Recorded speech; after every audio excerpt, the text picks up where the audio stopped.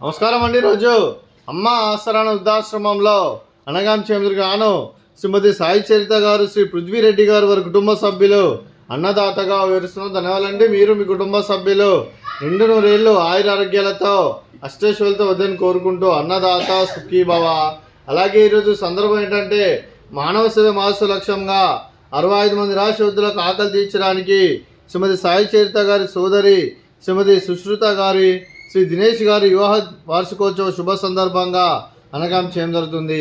అలాగే శ్రీమతి సుశ్రుత గారికి, శ్రీ దినేష్ గారికి పెళ్లి శుభాకాంక్షలు తెలుపుతూ మీరు ఇలాంటి పెళ్లి రోజు వేడుకలు మరణం జరుపుకోవాలని కోరుకుంటూ కోటి కాంతుల చిరునవ్వుతో భగవంతుడు మీకు నిండు నూరేళ్ళు ఇవ్వాలని మనసారా కోరుకుంటూ అలాగే చక్కని అందమైన జీవితం గడపాలని కోరుకుంటూ wish you happy wedding anniversary to you Srimati Sushruta garu, Shri Dinesh గారు. అలాగే మీ కుటుంబ సభ్యుల తరఫున మీకు అమ్మగారు ఆశీస్సులు, నాన్నగారు ఆశీస్సులు, అత్తయ్య గారు ఆశీస్సులు, మామయ్య గారు ఆశీస్సులు, మీ కుటుంబ సభ్యుల ఆశీర్వాదం మీకు ఎల్లప్పుడూ ఉండాలని కోరుకుంటూ మీ కుటుంబ సభ్యుల అందరి తరఫున మీకు పెళ్లి శుభాకాంక్షలు తెలుపుతూ ఆ ముక్కోటి దేవతల ఆశీస్సులు, ఇక్కడ ఉన్న 65 మంది ఆశీస్సులు మీకు ఎల్లప్పుడూ ఉండాలని కోరుకుంటూ అలాగే మరో వసంతం నిండిన మీ దాంపత్య జీవితం సుఖశాంతులతో సాగాలని కోరుకుంటూ అలా ఏం లేని గడిచిన చరణి మీ బంధం ఇలాగే కొనసాగాలని కోరుకుంటూ ఆనందాలను ఆస్వాదిస్తూ ఆప్యాయలతో అలుకుపోతూ అందులేని అనుభూతులతో మీ జంట ఎంతోమందికి ఆదర్శప్రాయంగా నిండు నూరేళ్ళు వర్ధలు కోరుకుంటూ మీ జంటకి పెళ్లి శుభాకాంక్షలు అండి.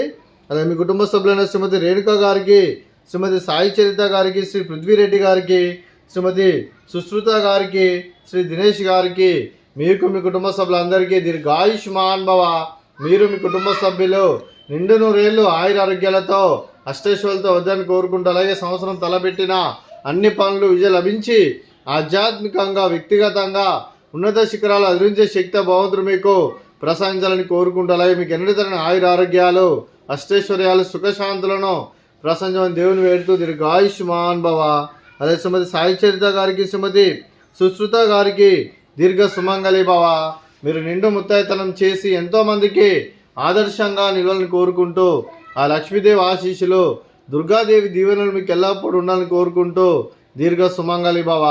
అలాగే ఆశ్రమానికి పెద్ద దిక్కు విరుస్తున్న తండ్రి లాంటి పెంటేశ్వర కుమారి పుష్పలమ్మ గారికి పాదాభివందనం చేస్తే ఇక్కడ 365 రోజులు నిత్య అన్నదానం జరగని కాన్సెప్ట్తో ముందుకు వచ్చి తను చేస్తున్న 100 మంది 1000 మంది అని చెప్పిస్తున్న పెంటేశ్వర కుమారి పుష్పలమ్మ గారి వారి కుటుంబ సభ్యులు అందరూ ఎల్లప్పుడూ నిండు నూరేళ్ళు ఆయురారోగ్యాలతో అష్టైశ్వర్యాలతో వద్దని కోరుకుంటూ వారికి వారి కుటుంబ సభ్యులందరికీ ధన్యవాదాలండి.